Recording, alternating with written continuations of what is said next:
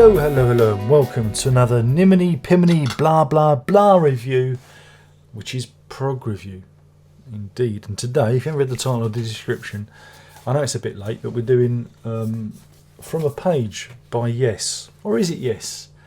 I don't know. I don't know. Well, now this takes some explaining. Is this the first Yes album where the band's actually featured? Is that meant to be the band? There's 5 of them. But then who are those two over there? Ow. Yeah. Where are we going with this? This is, well, I say a mini album. I say it's an EP, but they charge double album prices for it. I wasn't going to release it because it was too blooming expensive. It was too blooming expensive for the 5 tracks that are on it, and one of those is a single edit.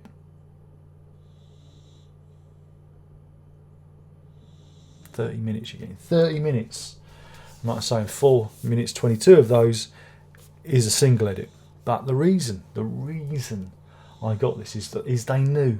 They thought, how can we sucker that a-hole Darren Locke into buying this record? How can we lure him in? How can we appeal to his, nature? Released it on blue vinyl, didn't they? Blue vinyl, and that's what we've got here. So shall we have a look? We'll have a little looky first. So there's the front and there's the back. Roger Dean, of course, old Roger Dean. He is the Bob Ross of prog, isn't he? Really, when it comes to paintings. And there they are on the other side. Oh, and shall we see the vinyl? I'm going to have to touch it, so don't get too upset. Oh, look how blue it is. Look how blue. Oh, isn't it blue? I'm a sucker for coloured vinyl. And this will go with my blue vinyl Heaven and Earth. Don't make it sound any better. Don't make it sound... should have had a digital download code, lads. Don't scrimp on the digitals. That's what I say. So yeah, what is this? Let's talk about it.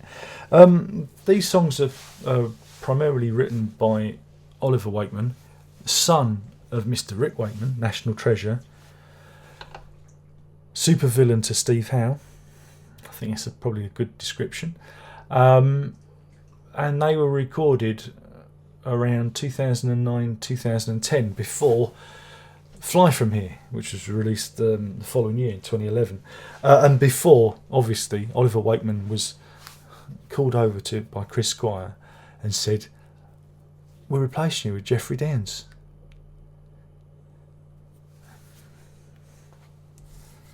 But then, he speaks to his dad, and his dad says, "Well, that's yes for you. That's yes. I did warn you." He was basically kicked off the band purely to make this drama kind of... I'll never get the logic of it, because Oliver Wakeman's a better player than Downes. There you go, I've said it.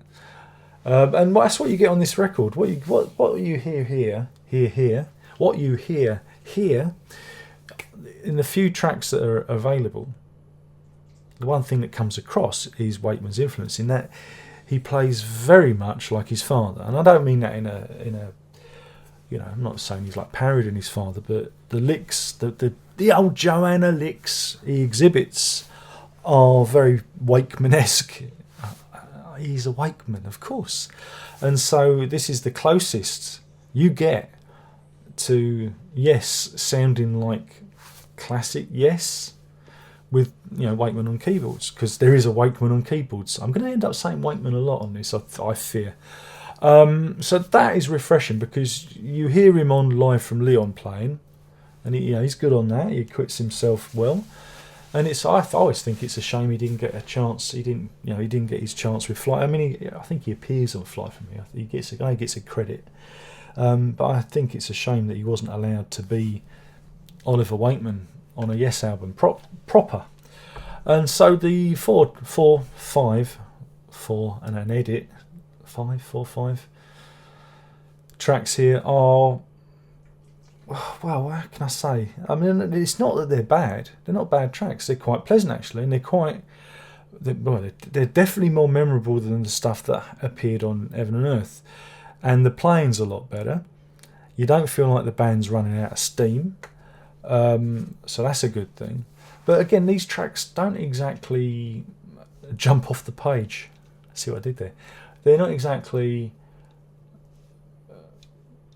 earth-shattering. They're pleasant. They're functional. They do their job. They do their job. And like I say, we have Oliver Wakeman doing this. I mean, it's produced by him as well. Oliver Wakeman doing the keyboards and vocals. Benoit David doing lead vocals, who's much better than John Davison. I think we can all agree on that. Steve Howe, Chris Squire, and Alan White on drums. So, like I say, it's the closest you're going to get to that classic Yes sound, even though, I enjoyed it for what it is, i.e. an EP. The songs are pleasant, they work well, but they are the connective tissue. If they were on a Yes album, if they were on a true Yes album, they'd be the connective tissue between the big epic songs, if you know what I mean. They're those bits that fit in the middle. That's how I see it. These aren't standout songs. These aren't, the heart of the album types of songs. They are songs that just exist. They exist there. And again, it's hard to judge them without there being a proper album. They're okay. It's an EP. And so... But do you need to hear them? No. Only if you're a completist. Are they bad? No. They're okay. I found them pleasant. I didn't find them dull and uninspiring as the stuff from Heaven and Earth. So that's a good thing. And I wasn't expecting much when I came to this. I had my expectations set really low, because it's like, it's an EP. These are just offcuts, if you know what I mean. They weren't good enough to be featured on Fly From Here. Though one of the tracks from The Turn of a Card actually turned up on the album that Oliver Wakeman did with Gordon Giltrap called Ravens and Lullabies, and again Benoit David sings on that. So if you want to hear an alternate take, you can go and track that down and listen to that version there. So this stuff did come alive. It did have a life, albeit one track have a life of its own outside of Yes. But yeah, it's a peculiar release. It's, again, I think it should have been put out for maybe $12.99, but they charged me a double album fee for an EP. That's how I'm seeing it. So yeah, that's the only criticism I've got, is the expense of it. And I think even with the CD, they bundle in Live in Leon, which most people who are fans, the people who are going to buy this would have heard Live in Leon or own it in some form. So, I don't quite understand the logic there, but I can see why Oliver Wakeman would have wanted to do this. He wanted to, preserve his time in the group. It means something to him. I get that, and I totally understand why he wants to do this. My issue is just the price. It's too damn expensive. But I've got a blue vinyl one. They appealed to my better nature. They knew how predictable I was. They thought that's it. That's how coloured vinyl. We've got him with that. Coloured vinyl. So in terms of a rating, I'm going to knock some points off purely for the price. Yeah, is that all right? And effectively, you're just buying it for the art. Oh, that's cruel. I shouldn't say that. No, it's pleasant. It's pleasant stuff. And I think if there are other songs, bigger, more epic songs, these would have sat nicely on a Yes album. You know what I mean. With the Yes album, there's usually some big heavy hitters, and then you have the nice pleasant ones in between. Oh, got an email. That is where they sit. All right. There you go. And also, you can see it as a tribute to Chris Squire as well. We can do that. We can see it as that. So I'm going to give it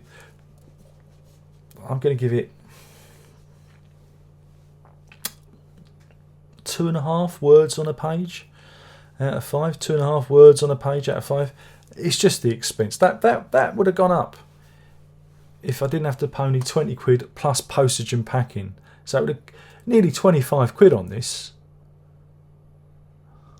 I think I made a money. Remember, folks, you can support this channel on Patreon and joining up, so I can waste your money on records and talk about them, and you can be vaguely entertained by it. Or you can say, this is all niminy piminy blah blah blah.